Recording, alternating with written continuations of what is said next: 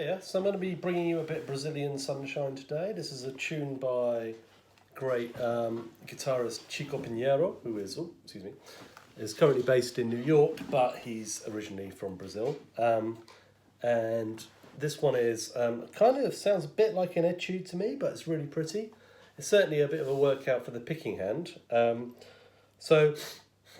think probably the easiest thing to do is I've got a tab which I'm going to link to, which will tell you what the notes are. I was going to talk a little bit about the composition and what I see in the piece, and hopefully make some pointers about technique. So I think and the whole tune is kind of based on mostly sort of open triads. There's a few other bits and pieces in there as well, and there's also kind of strumming thing with some open strings. The tune is called Triades, which I believe means triads. So I think it's kind of basically what it says on the tin. A open voice triad is kind of like an ordinary triad has just all the notes next to each other, so like 1, 3, 5. Spread triads, which kind of are natural to instruments like the violin and cello and the sort of plectrum, banjo, mandolins, instruments like that, tenor banjo, should I say, tend to instruments that are tuned in fifths. The notes are more spread out. So, for instance, if I've got a G major triad, it could be 1, 5, 3, or the next inversion 3, 1, 5, and they sound great on guitar. Like I love them for comping.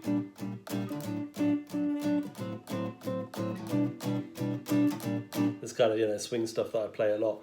And actually, if I'm playing those chords, those are the first 3 chords from the tune, Triades, and what they are is a G major slash B, a G minor slash B flat, and a D slash A. And quite fun to play because they're all quite close to each other and they make nice voice leading. That chord move, by the way, is a classic 1, 4, 4 minor, D major, which you just find in so many songs. It's a classic move. Beatles, all of that kind of stuff. The Great American Songbook, so on and so forth. So I think it's a good place to start your picking sort of workout there. And I think because it's got string skipping, it needs it cross-picking, is something entirely different. I don't want to get into that. Cross-picking, where you obviously picking across the strings, but also, obviously most cross-picking exercises that I've worked on are with, adjacent strings. So this is close voice triads, right? Whereas this has got string skip in it over the fifth. And I find just probably for the way I pick, it works best if I do what Chico seems to do and just go down, down, up. Like that. It might seem awkward, but something about going down, and I think with the down stroke you can go into the rest stroke into the next string. I mean, I use a slightly different pick grip normally these days, but that takes you into the next string.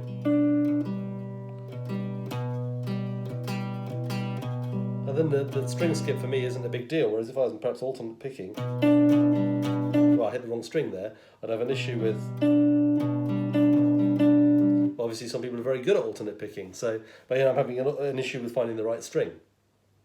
So if you're a really good alternate cross picker, first of all, congratulations, because that's not an easy way to play. And secondly, you probably find it okay to do this. But I find down into the next string, rest stroke, and then down into that D string note, the G, and then an up stroke.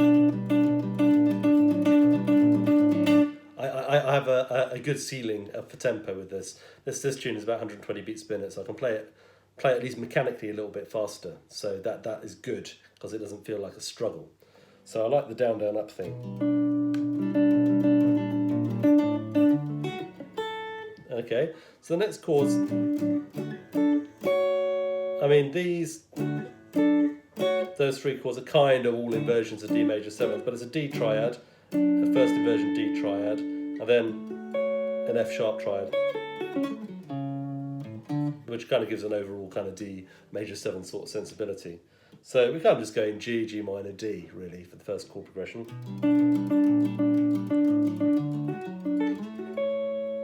And it's nice to keep those sort of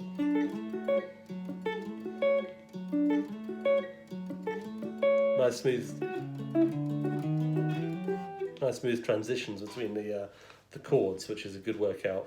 I mean, arpeggio work is always great for that because it always throws up any sort of hang-ups in your chord changes or anything.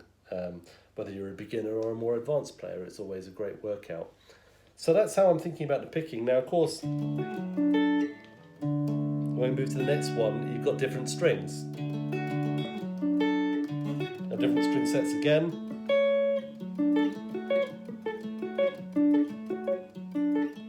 Even that change. Again, there's, we're going from, 4-3-1 to 4-2-1. So there's a lot of little tricky bits in that, which took me a little while to get together. Although I found that once I got the down, down, up thing together, it wasn't too difficult. Most of it fell in. And I think that sort of tiddlywinks rest stroke thing, familiar probably to people who either Benson pick or follow, or gypsy jazz picking rules. George Van Epps described it as using the next string as a pick stop. Pick stop, not pit stop. So I think that connection, sorry, I can't do it now, connection with the next string,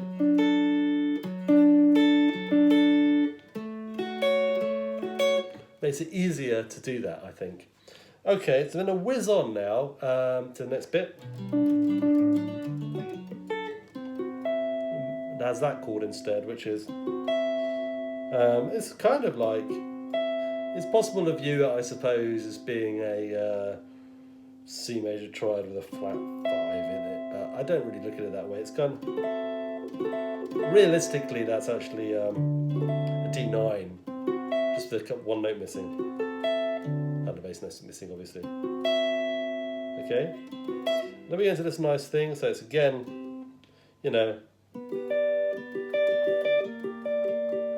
again, it's G major, G minor, just different position this time. Same thing, but an octave up, right? Okay, and now we go into this nice little section, which is...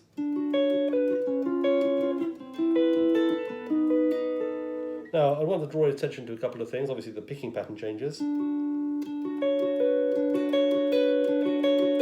me just try and break down how I do that. It's down, down, up, down, up, down, down, up, down, up. So it's similar to the...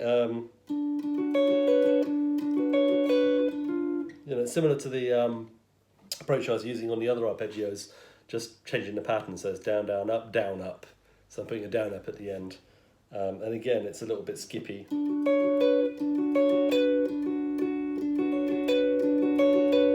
Okay, so this shape, now the major thirds go down like this. And what happens is,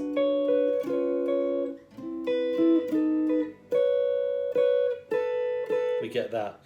So overall, I mean, harmonically, it's kind of G sharp half diminished, going to C sharp 7, sorry, and then F sharp half diminished going to B7, so 2 2 5s, and then it goes into E minor for the next bit. Okay, so that's fairly straightforward. It's just like it ends up in E minor, 2 2 5s. Now that's all very well. The nice feature of it is it's got the 11th and the top voice.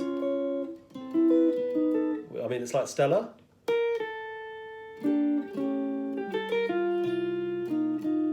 They have that motive of the 11th being on the top voice. It's really common to find the 11th on the top voice of the minor 7th or minor 7 flat 5 chord when it's being used as a 2, and then becoming the root of the next dominant chord. It's so common. This is a little formula you could use for voice leading in lots of different standards. So it's worth noting. Okay, so it goes...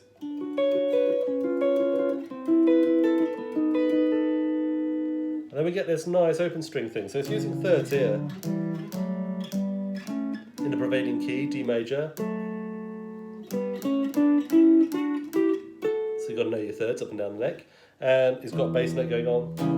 And it's playing all the open strings and the rest of the guitar. So the overall thing, because this is E minor, so you can do that, right? E minor stroke D. Sorry. Messed up. Okay, let me try that again. And then is it on the A?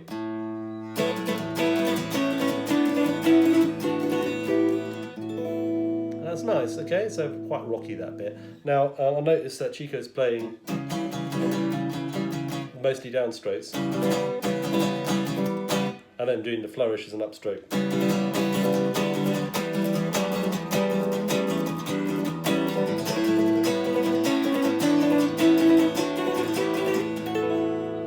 Which is pretty. I like that. Okay, so there's not much to say about that apart from just learning thirds, and then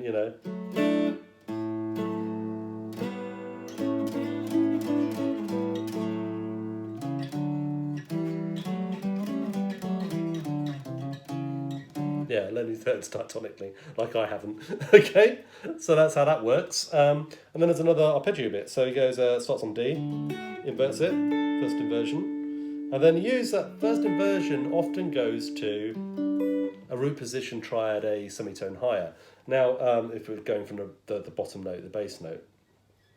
So a good example would be James by Pat Metheny, where we go from F sharp / A sharp to B minor, A / C to D major, and then I suppose you'd have to call this C sharp / E sharp to go to, sorry, F sharp minor, and then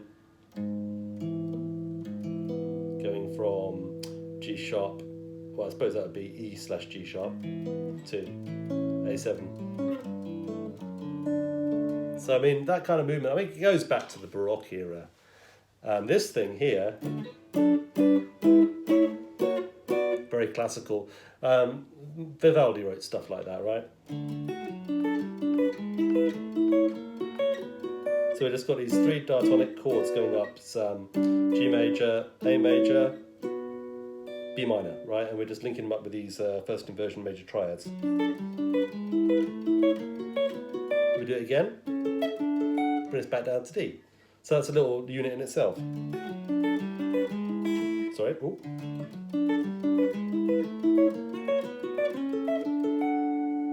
You can work on your legato transition between the chords. And then we get this other little bit. It goes up, so it goes from that D major there to this D major. First inversion. And then we get this interesting chord. This is a little bit outside the key. Kind of relating, I think, to a diminished seventh. And the diminished seventh, I suppose, in this case would be a semitone above the tonic. What happens after that? So it goes.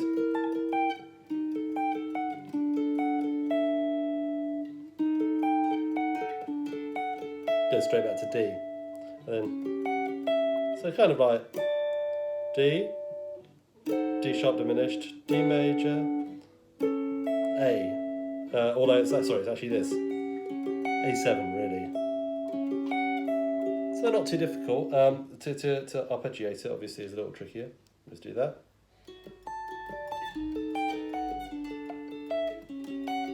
Let's change the pattern again. I'll try and play that a bit cleaner.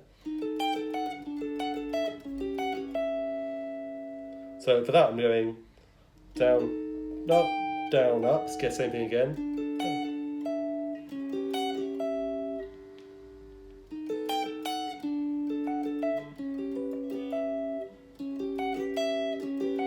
I find that probably the most technically demanding bit of the tune actually. So, and then we get this descending D major arpeggio down to A.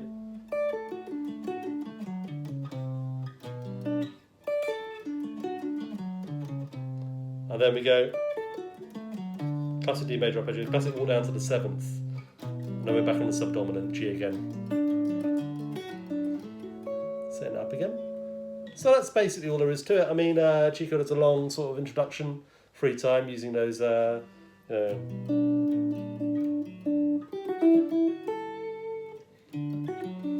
only much better than that. And then I think he plays the whole tune pretty much through free time. Then the band joins in. And there's a couple of sweet ad libs, but on the whole, he doesn't solo on it or anything. that's basically the tune. Hope you enjoy listening to it, checking it out, and it's fun to practice. It's a really good etude for your right hand, and also does a lot for your left hand as well, to be honest. And it sounds really nice. It's a good party piece. So thanks for watching. Enjoy.